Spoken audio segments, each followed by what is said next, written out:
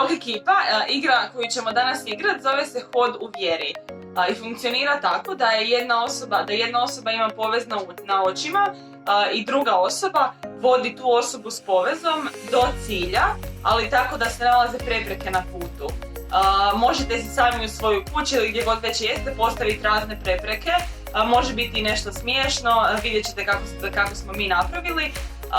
I isto tako možete imati treću osobu koja će biti negdje sa strane i ona može davati krive upute osobi koja ima povez na očima da bi bilo zanimljivije i smiješnije.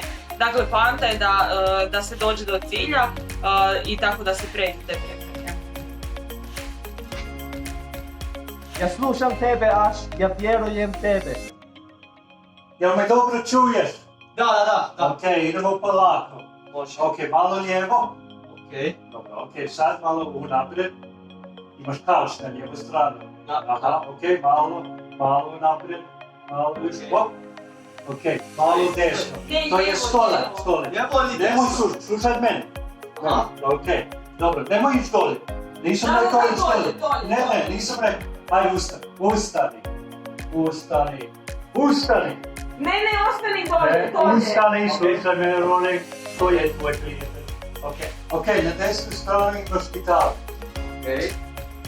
Evo. Ajde, sad sviraj.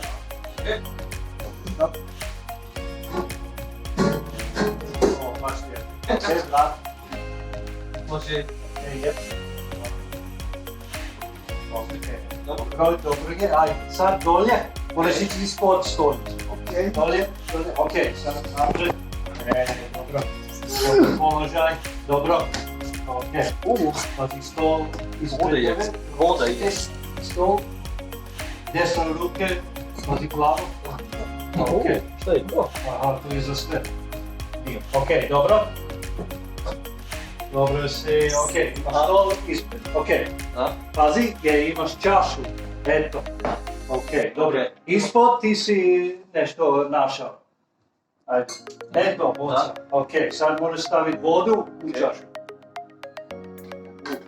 Odlično. Dobro, poslušaj se. Ok, radi. Malo gore. Lijevo. Ne slušaj. Eto.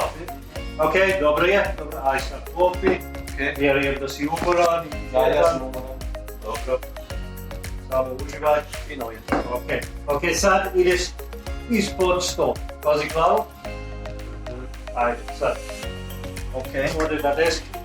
Ok, dobro. Nemoj previše desku. Odlično. Još malo. Ajde, još. Čekaj. Ajde, sad. Sad možeš ustati. Malo unaprijed. Odlično. Dobro si slušao me. Jako dobro.